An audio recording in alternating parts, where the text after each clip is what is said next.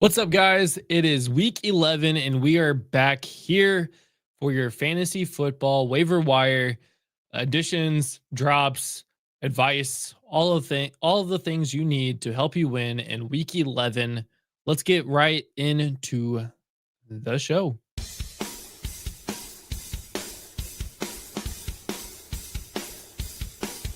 You're watching Priority Waivers only on Fantasy Now Plus.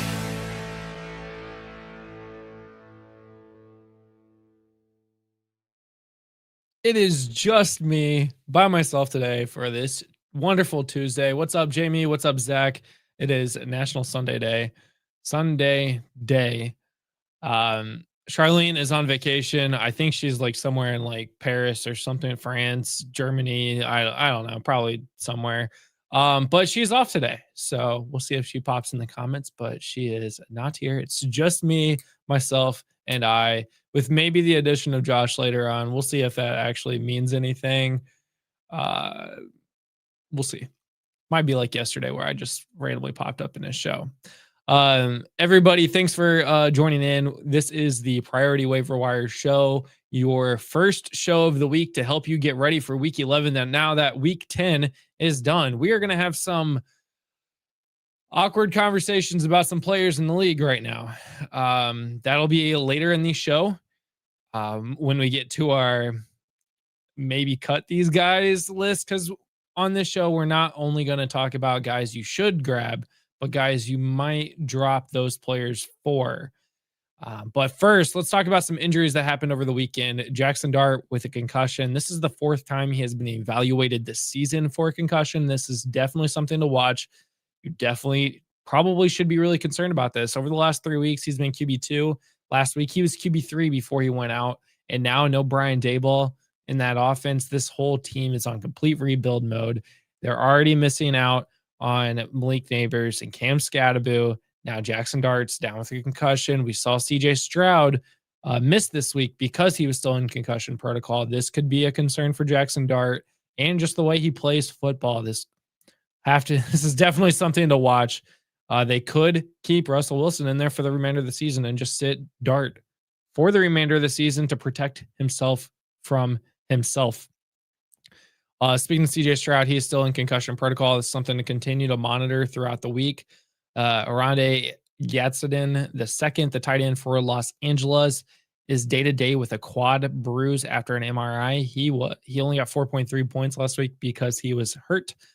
Garrett Wilson, this is on my red alert list. He is out for another 3 to 4 weeks expected with his knee injury. He already missed time over the last couple of weeks. He did play in this past week, but immediately pretty much was out again after 3 targets.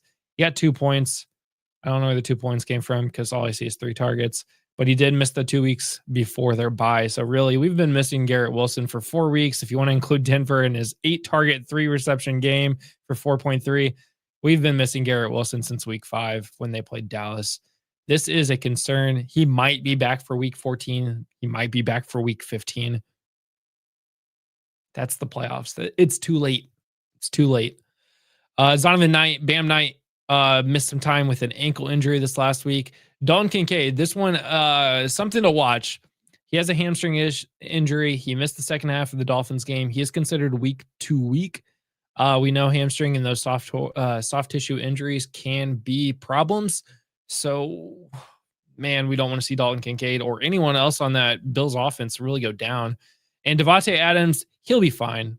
He had an oblique injury, and Sean McVay said if the score was closer, Devontae Adams would have been back in the game. He finished with 19.7 points, finished as wide receiver 12 on the week. So not terribly concerned by him.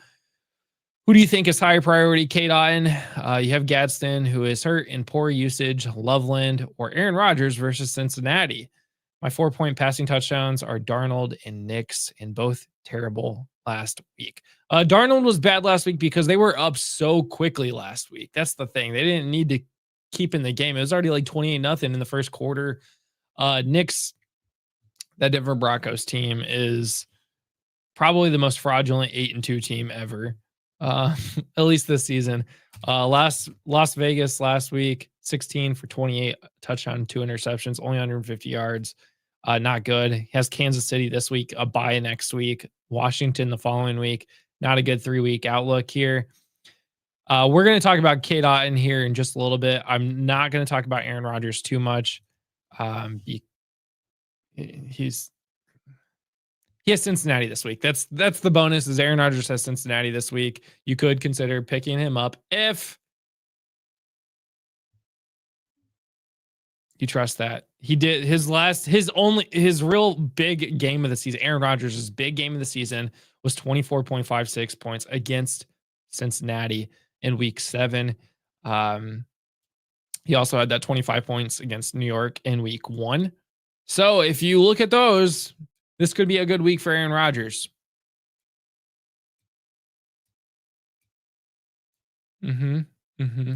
Yeah.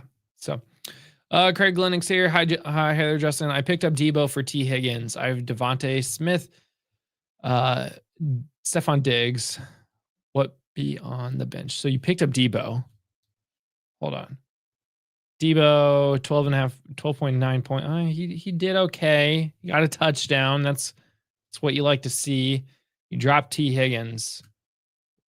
Why? Why did you drop T. Higgins? I'm very curious about this because T. Higgins has scored double-digit points since week 5, 33 points against Chicago in week 9. They got Pittsburgh, New England, Baltimore coming up. These are games that they're going to have to win. They're going to have to get T involved. Joe Flacco has been spreading the ball around to them. And Joe Burrow should be back by week 13. I'd be trying to get him back onto your roster as soon as possible. Out of Debo, Devonta, and Diggs to bench, I don't know. I'm focusing on waivers right now. I haven't even thought about matchups yet. I know you'll be back tomorrow. Ask us tomorrow.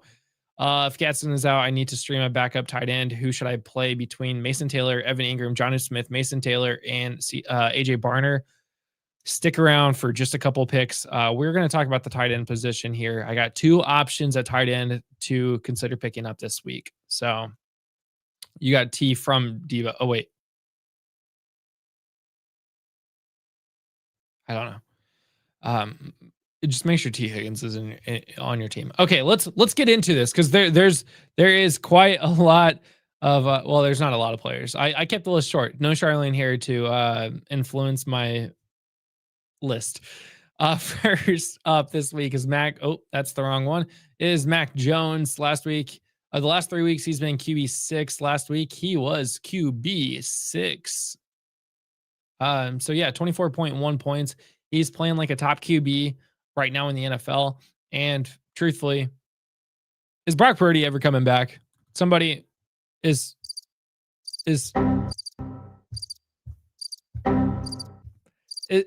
he ever going to come back? I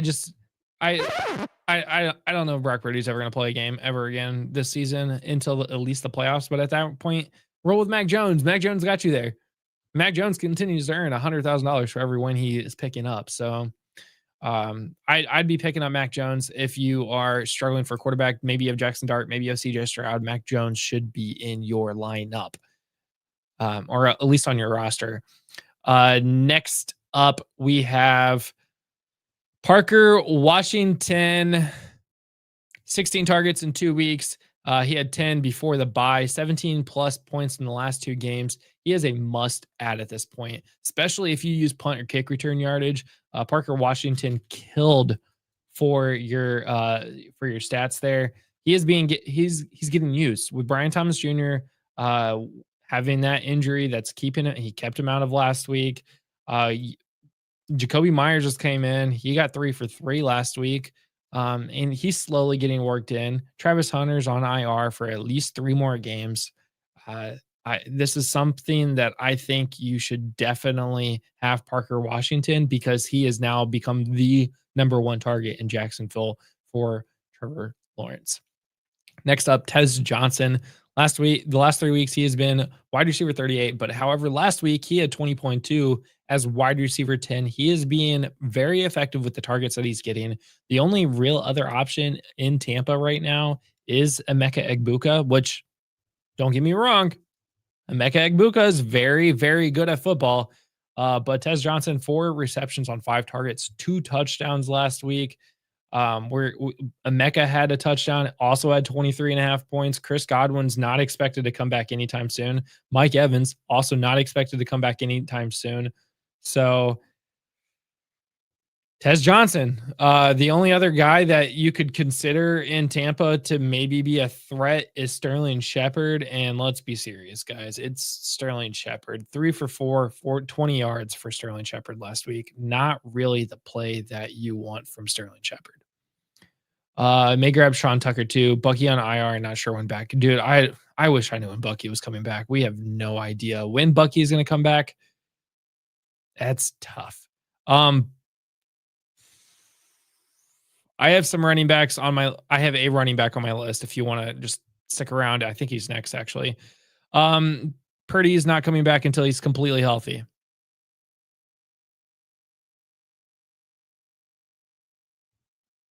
Would you play Mac or Brissett this week? Charlene? Hold. This is the waiver show. You know this.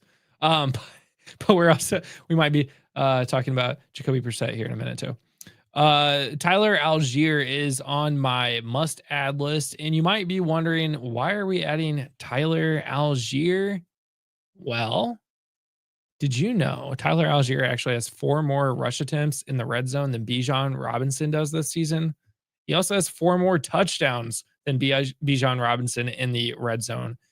The only real difference this full season between Tyler Algier and Bijan in the red zone is that Bijan is getting 8 targets for 5 receptions, whereas Tyler's only got 1 for 1. Algier is the guy inside the red zone. Saw last week against Indy and Berlin. Tyler Algier got 2 rushing touchdowns last week in the red zone. He is a threat. I'm actually kind of concerned about him with Bijan when I roster Bijan in a lot of other leagues. Speaking of Germany, Charlene, are you in Germany or France? I forgot, to be honest, until actually you texted me yesterday saying you weren't going to be on the show today to remind me, and I forgot. So, picking up Tyler Algier. So he's definitely worth it if you are considering you need somebody to pick up. It's a little concerning. The 3 weeks before that didn't really get any usage, only 10 attempts, 1 total touchdown, and 11.6 total points over 3 weeks. And then he had 18.7. Utilization's not quite there, but if you're struggling and you have a Bucky Irving, I'd rather pick up Tyler Algier over Sean Tucker. So, for what that's worth. The last guy on my must-add list is on a bye week, but this is the perfect time to get him because he's only rostered in 30.6% of leagues. 30.6. Alec Pierce is rostered. He's been on this list for, I think, 3 weeks now. This is the 3rd consecutive week. Honestly, I think we've talked about Alec Pierce as somebody to watch, but as a must-add for 3 weeks now. We said last week, Alec Pierce is no longer boom bust. Alec Pierce is just here. Wide receiver 7 over the last 3 weeks. He has been wide receiver 14, or he was wide receiver 14 last week, 18.4 points in Germany. He finally got into the end zone with his touchdown on a long play. He looked great. The Colts use him. Daniel Jones uses him. Alec Pierce should be on every roster. And when he's playing, he should be in your starting lineup. Period. Charlene's husband's in Chile. That's right.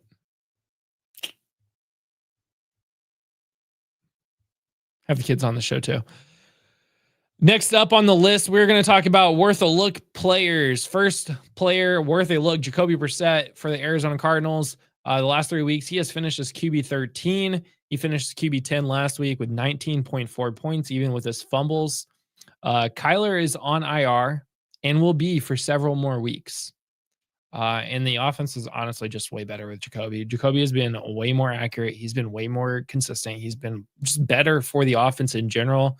I realized I have the wrong logo behind Jacoby. He's on the Cardinals, not the Falcons. I just, forgot to change that out. It's whatever. Next up, Dalton Schultz, the Houston Texans, the tight end. This is a tight end I think you should also be looking at. So he has finished as wide receiver 7 over the last 3 weeks, wide receiver 4 last week. And that was with Davis Mills at quarterback. 19 targets in those last 2 weeks, 5 for 9 game. 5 out of his 9 games, he has scored 11 plus points this season. I picked up Schultz a couple of weeks ago, and Schultz has just been absolutely killing it. I've actually been getting him into starting lineups because of how well he has been doing. If you're struggling for the tight end position, you have Gadsden from the Los Angeles Chargers. Schultz is one of those guys that I would be looking to pick up right now. He's only rostered in 31.2% of leagues. Cade Otton was mentioned earlier today. He has finished as wide receiver 18 over the last 3 weeks. However, last week he was tight end 6, finished with 17.2 points. We talked about, Emeka Egbuka, Tez Johnson. Those are guys who you should be looking out for on that Bucs offense. But Cade Otton's been scoring too. He's been getting up in there. He's been scoring lately. Let's see. Over the last 5 games he's played, 12.1, 10.1, 15.5, 8, a bye week, 17.2. He's been consistent since week 5. You should pick him up. He's only rostered in 32.2% of leagues. He's available. He is out there to get. Nice job, Jamie. You hit right on Cade Otton then, because he finishes tight end 6. So this next guy on our list, before we start getting into players that we have to have tough conversations about, is Jordan Naylor. He is actually on my don't get fooled list.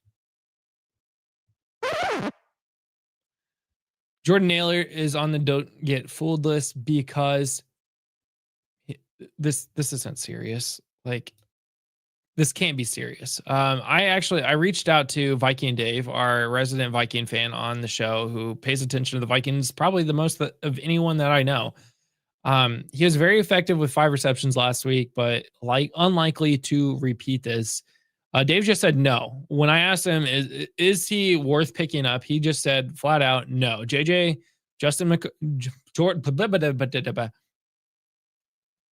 McCarthy cannot support Justin Jefferson and he can get Justin Jefferson the ball. He can barely get Jordan Addison the ball. He's not getting Naylor the ball consistently to roster. Yes, Jordan Naylor scored a lot, 23.4 points last week. He finished as your wide receiver 4 on the season or on the week, but he's been wide receiver 47 over the last 3.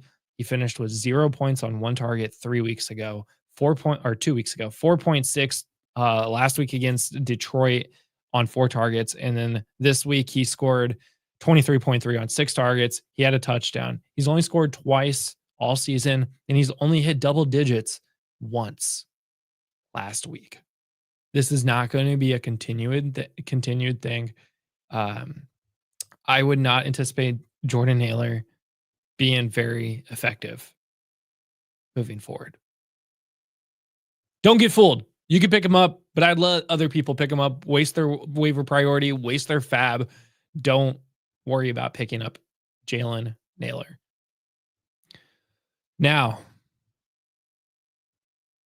we have to have a tough conversation about some players. I have 5 players on my list that we need to have a conversation about. But before we get to that, I just want to talk about Underdog Fantasy real quick. You can play $5 and get $100 in bonus funds using the code FN+. Our link is in the description.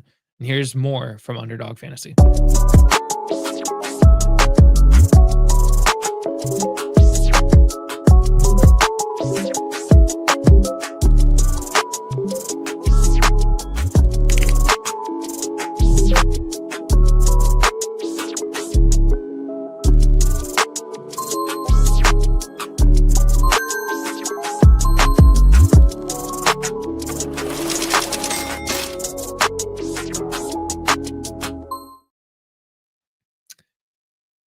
Underdog's been a great partner with Fantasy Now Plus. You should definitely check them out.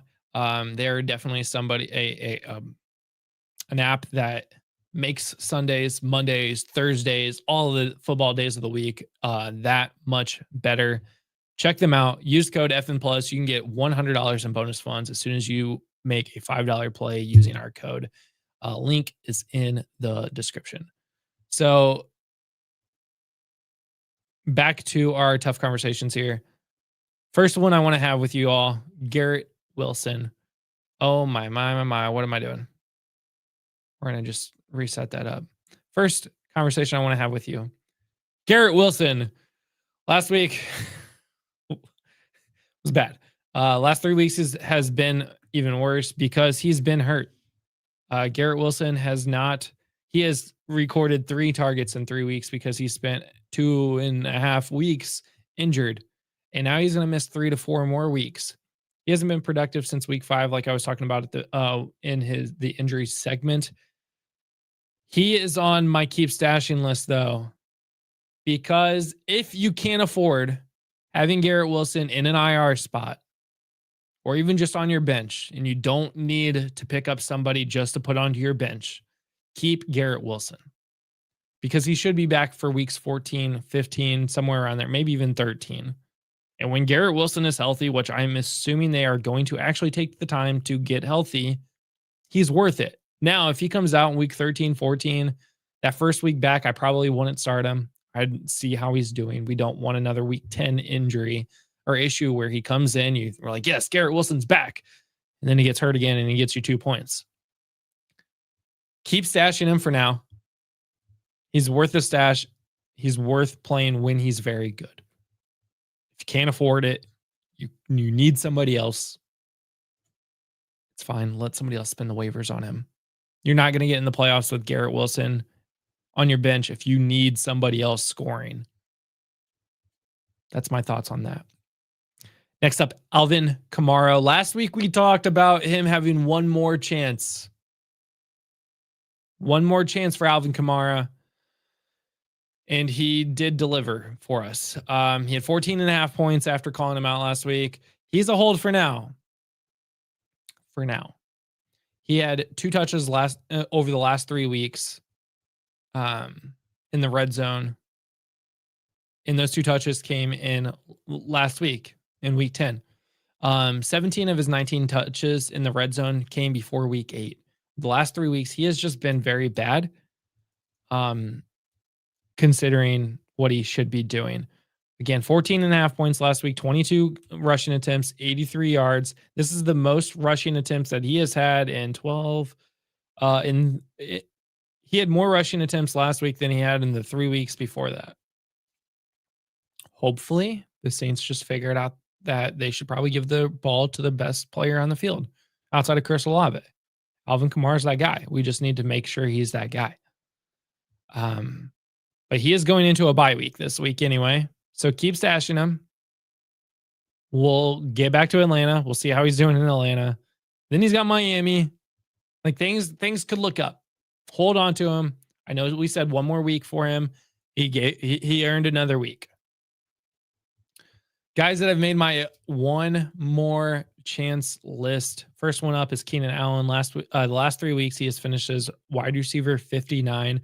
Last week, he finished as wide receiver 63. He's had 8 receptions on 15 targets over the last 3 weeks. He had 11 for 14 4 weeks ago. Where did he go? When he played the Colts, he was great.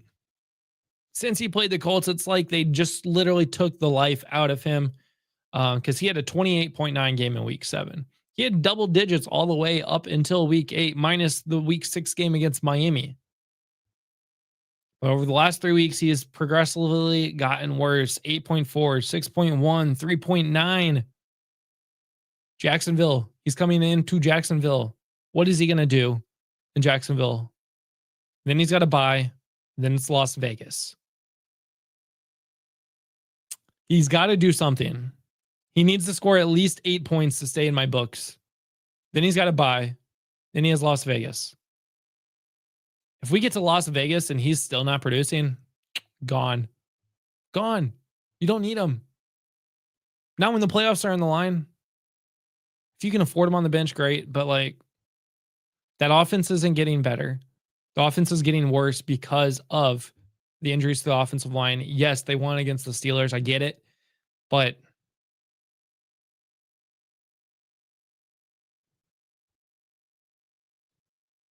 maybe he does get more work because of the Yatson injury. You'd hope. You'd really hope.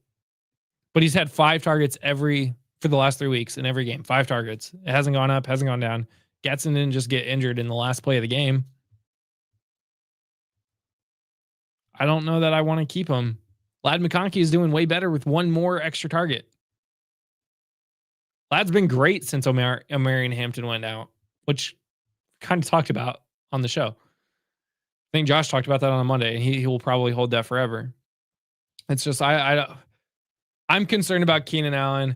If you could trade him. Like if you can get anything out of Keenan Allen, get something out of Keenan Allen. But he's on my one more chance list. This one's going to be a very awkward conversation, but I think a lot of us agree. AJ Brown is on my list. He has one more chance. One more chance for AJ Brown, the Super Bowl champ. He had a solid outing in week 8. Solid. He was great in week 8. Week 7. He's great in week 7. He had 28 points. Then he missed week 8. Then he had a bye. Then we had the Green Bay Packers game last night. That was gross. I'm so glad Disney and YouTube TV are like beefing right now because we missed a very, very sad game last night. Thank God. Because 0-0 at half is gross. 3.8, 2 receptions on 3 targets. He was used more in the blocking for Saquon Barkley than he was getting targets. I'm concerned for him. He does have one more chance. He has played good games. He's played great in week 3, 22.9. Great in week 6, 14. Okay, good in week 6, 14 points. Great in week 7 against Minnesota, 28 points. Brian, you do mention he's got a great playoff outlook. Las Vegas, Washington, and Buffalo. You got it wrong. It's Buffalo, not Dallas. Right? Yeah, 15, 16, 17. Las Vegas, Washington, Buffalo. Those are games where, Las Vegas, that should be a great matchup for him. Washington should be a great matchup for him, especially with a divisional matchup in week 16. Buffalo should be a shootout because both teams are going to need playoff positioning. But Dallas has been historically one of the worst defenses in the league. Everybody scores points against them. He had 1.8 in week 1. 2.7 against Tampa in week 4. That should have been a shootout. 9.3 against Denver. Okay. That's my... Okay. But guys, he's just not getting used. I don't know what's going on with him. Devonta Smith is better in that offense, apparently. He's been way better in that offense. AJ Brown's just on the list. Trade him if you can. I don't know that you can at this point. I don't think people are going to just accept anything for him anymore. He's just not great. I'm not saying cut him. But we'll see. He's got Detroit next week. Here's the okay. He has Detroit next week. That game could go anyway. Dallas the following week.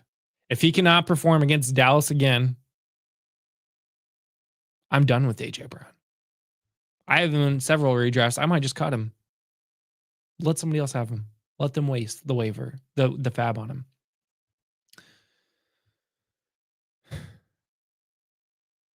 Next up. This is the last one here. Chuba Hubbard was on the list of one more chance last week. Get whatever you can out of him. If you can trade him, trade him. But I don't think you can get anything out of him. Chuba's season is dead with Rico Dowdle being a thing in Carolina. You can only hold on to him if you have Rico at this point. There is no way you should be holding on to Hubbard if you do not have Rico Dowdle. Rico Dowdle is just, I'm sorry, the running back in Carolina. They continue to prove that Rico Dowdle is the guy. Chuba Hubbard is listed as running back 1, but Chuba Hubbard is running back 1 just as much as Travion Henderson is when Ramondre Stevenson and Terrell Jennings is healthy. They're not using him. Dave Canales is not using Chuba anymore. Since week 8, when he had 12, when he got hurt, he wasn't getting great usage on the ground, but he was getting way more than Rico. Then he got hurt. Then he came back 54% snap share, 57, and then dropped to 22 and 21. And that was after he scored a touchdown and had 12 attempts against Buffalo. He dropped to 5 rush attempts and 3 rush attempts and 1 target. Dowdle is absolutely killing that backfield. I'm not saying cut him, but I'm not saying don't cut him. Cut him. Chuba can be cut. You don't need him. He's a waste of space.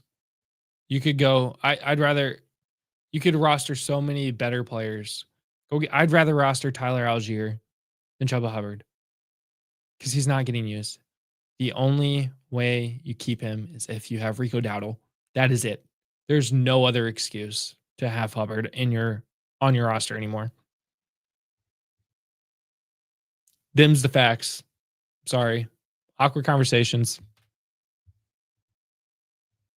But that's the show. That's the waivers. Any questions? That was the quickest waiver show ever. 32 minutes. Usually we're like right at the hour mark. Just hanging out now. I don't even know what to do. What do I do with all the free time? Go eat lunch, I guess. All of you guys watching on Fantasy Now Plus, I definitely appreciate you. Our show is brought to you by the Finstock Sports Network. We appreciate all of them over there. They let us stream on their channel. You should definitely check them out if you are into Dolphins, wrestling, Miami Hurricanes. There's a bunch of content over there to definitely check out. Jamie, tomorrow at 12:30, we're releasing something. Don't spoil it yet. JRS, thank you. I try to give the most amazing show possible. So definitely appreciate that. But guys, hit us up in the Discord, follow us on Blue Sky, subscribe to our YouTube channel if you're not subscribed yet. That's where all of our content comes out. Hit us up on Twitch if you're over there. Instagram, Facebook. You can find me on Blue Sky at justinbowerly.fantasynowplus.com. Go to our website, fantasynowplus.com, where you can find all of our articles. You can find a bunch of DFS content. You can find a bunch of underdog content on what you should be looking at for your plays over the week for Thursday night, all of Sunday, and Monday night football games. That's it. Guys. Tomorrow we will have the Start Sit Showdown. I completely, blank mind there. We'll have the Start Sit Showdown tomorrow at noon Eastern with Josh and I. Josh is back. And then Wednesday night, the weekly rankings report with Topher and Michael. Thursday, we have our DFS show at Get Tilted on Thursday night at 8 p.m. Eastern. That's moving up an hour to 8 p.m. Eastern. Saturday, Dynasty and 30 at 4 p.m. And then you can catch me making Bagel Bites on Sunday at 11 a.m. Eastern, getting ready for the NFL week. Week 11's here. Playoffs are close. Don't miss the playoffs because you refuse to make tough decisions. Get the players you need. Get the players that you don't need off your roster, like the ones that we talked about. But guys, until tomorrow, see you later. Thanks for listening. Be sure to like and subscribe wherever you watch or listen to podcasts. We'll be back next week for more ways to win your league.